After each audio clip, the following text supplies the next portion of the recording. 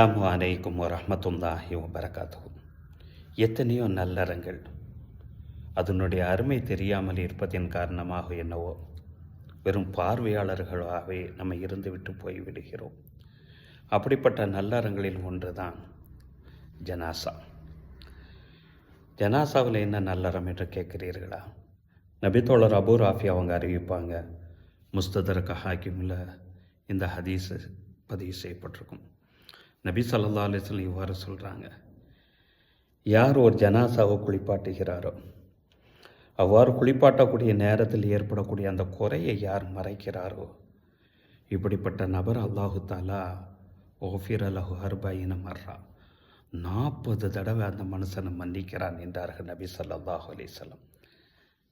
அதே நேரத்தில் யார் அந்த ஜனாசாவுக்கு கஃபன் செய்கிறாரோ, துணியை அணிவிக்கிறாரோ, அவ்வாறு அணிவிக்கக்கூடிய நேரத்தில் மென்மையான முறையில் யார் அணிவிக்கிறாரோ, இப்படிப்பட்ட அந்த நபருக்கு சொர்க்கத்தினுடைய பட்டாடைகளை உடுத்தி அழகு பார்ப்பான் என்றார்கள் நபிகள் நாயகம் ஸல்லல்லாஹு அலைஹி வஸல்லம்.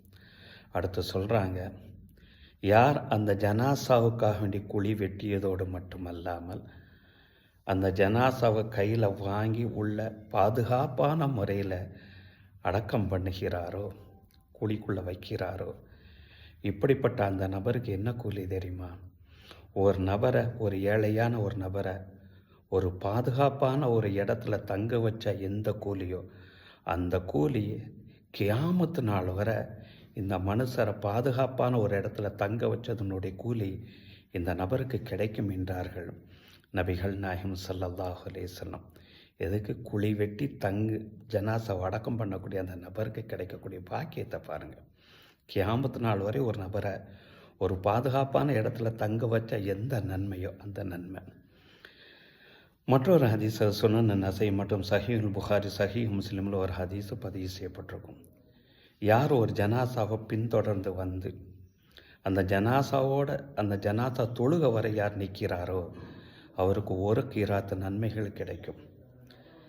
அதோடு அந்த ஜனாசாவை தொழுததோடு மட்டுமல்லாமல் அந்த ஜனாசாவை நல்லடக்கம் பண்ணுறவரை யார் உடன் இருக்கிறாரோ அவருக்கு கீராத்தான் 2 கீராத்து நன்மைகள் கிடைக்கும் என்று நபிகள் நாயகம் ஸல்லல்லாஹு அலைஹி வஸல்லம் அவர்கள் சொல்லக்கூடிய நேரத்தில் கீராத்துனா என்னன்னு சொல்லி சஹாபாக்க கேட்டாங்க.